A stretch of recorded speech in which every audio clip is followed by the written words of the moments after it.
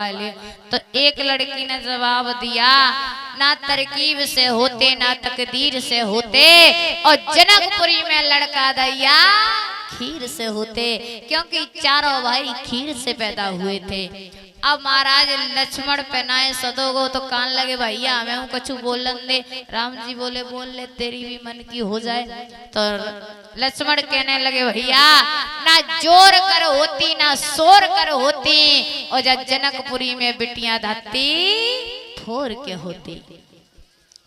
महाराज जैसी इतनी बात कही, इधर दशरथ जी अपने चारों बेटों चारों बहुओं को लेकर के जब चले हैं, तो जनक जी ने के बात कही है कि दशरथ जी आप को अपनी बेटी आपके हाथों में सौंप रहे हैं, आज से देख रेख हमारी बेटी की आप ही करना, क्योंकि वो आपकी अब जिम्मेदारी हो चुकी है।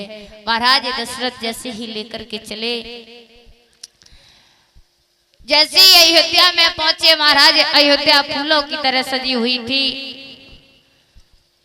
तो उसी समय महाराज राजा दशरथ ने जब देखा है, चारों बहुओं को लेकर के पहुंचे, मैया कौशल्या को बुलाया और कौशल्या से एक बात कही है, कौशल्या अब तुम्हारे ऊपर एक जिम्मेदारी आ गई है और राम लक्ष्मण सीता चले जाओ। महाराज जवाब दिया कि पर लड़कनी बहू जब आए, राखे नैन पलक की नाए, जैसे पराई बिटिया आती है तो सास का ये कर्तव्य होता है कि उसकी रक्षा ऐसे करे जैसी आंख की रक्षा पलक करती है। अच्छा ऐसी कौन कौन सी सासें हैं जो अपनी बहुओं से नहीं लड़ती? सही सही बताइयो, तुम्हें भगवान की कसम है, ऐसी कौन कौन सास हैं जो अपनी बहुओं से नहीं लड़ती? सबरी है, एक नहीं लड़ती, बहुत सीधी है, कोई नहीं लड़ता। बहुत बहुत धन्यवाद। ऐसा तो हमेशा होना चाहिए, क्योंकि जब सास बहुएं इकट्ठी रहती हैं तो बहुत अच्छा लगता है। अब बहुओं को तो पूछ ले।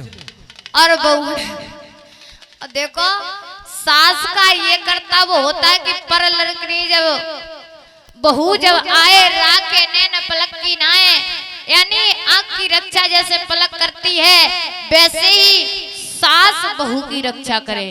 और बहू का भी ये कर्तव्य बनता है कि सागर सास ससुर पत पूजा, और जा से बढ़ के धर्म ना दूजा। अच्छा तुम अपनी सासन तो लड़ती तो ना हो क्या भाभी? सही बात है, हम पूछ लिए तुम्हारी सास से तो सही है। बहुत बहुत धन्यवाद।